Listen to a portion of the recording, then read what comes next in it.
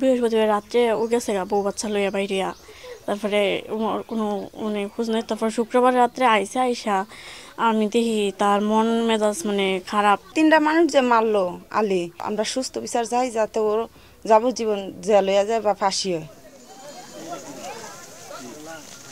6 বছর আগে আলী হোসেনের সঙ্গে বিয়ে হয়েছিল ফুফাতো বোন আমেনার। গত 1 বছর ধরে বেকার ছিলেন আলী, তাই ধার দেনা করে চলত সংসার। এসব নিয়েই ছিল পারিবারিক কলহ।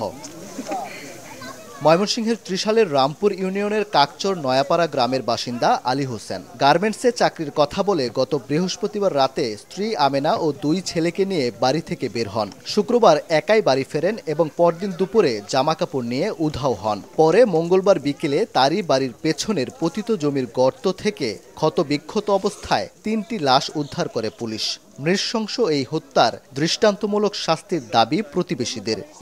নগদে 500 টাকা বা তার বেশি পেমেন্টে পেতে পারেন ঢাকায় জমিসহ 20 কোটি টাকার পুরস্কার। বৃহস্পতিবার রাত্রে ও গেছে বউ বাচ্চা লইয়া বাইরিয়া, তারপরে কোনো খোঁজ নেই। তারপর শুক্রবার রাত্রে আইসা আমি দেখি তার মন মেজাজ খারাপ। শনিবারে দুপুরবেলা কাহসর গুছাইয়া গেছে 3টা মানুষ যে মারলো আলী, আমরা সুস্থ বিচার চাই, যাতে ওর যাবজ্জীবন জেল হয়ে যায় বা ফাঁসি হয়। পুলিশ বলছে স্ত্রী সন্তানকে হত্যার পর লাশ গুম করে পালিয়েছেন আলী হোসেন। তাকে গ্রেফতারে অভিযান চলছে।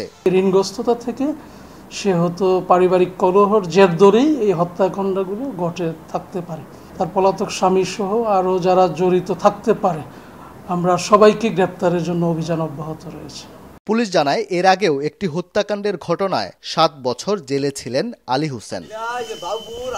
ওবায়দুল হক, সময় সংবাদ, ময়মনসিংহ।